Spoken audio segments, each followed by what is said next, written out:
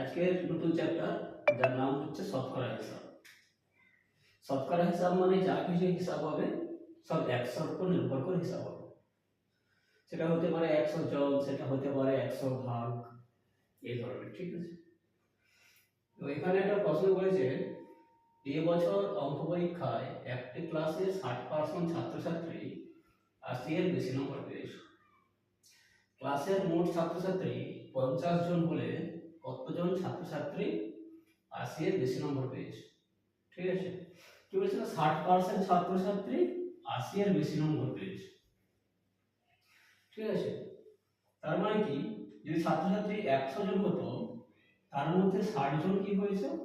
80-এর বেশি নম্বর পেয়েছে। কিন্তু ছাত্রছাত্রী কতজন? 50 জন। তাহলে হিসাব কিরকম হবে? তাহলে 50 জন ছাত্রছাত্রী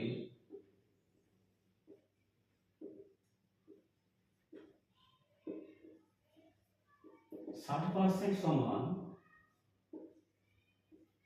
50 গুণিতক 60-এর 100 জন সমান কত হবে? 50 গুণে 100, 60/2 জন। আবার কাটবে, এটা কাটলে কত হলো? 30 জন।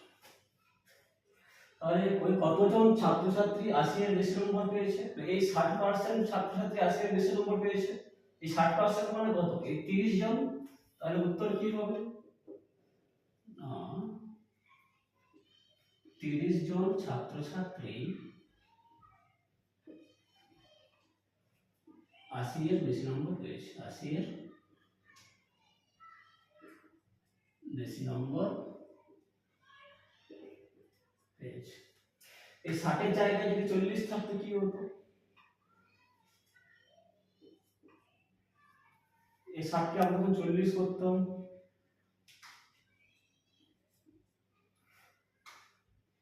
তখন 60-এর জায়গায় সব 40 হয়ে যেত। তখন 30-এর জায়গায় 20 হয়ে যেত। তখন 30-এর জায়গায় 20 হয়ে যেত। আশা করি ক্লিয়ার।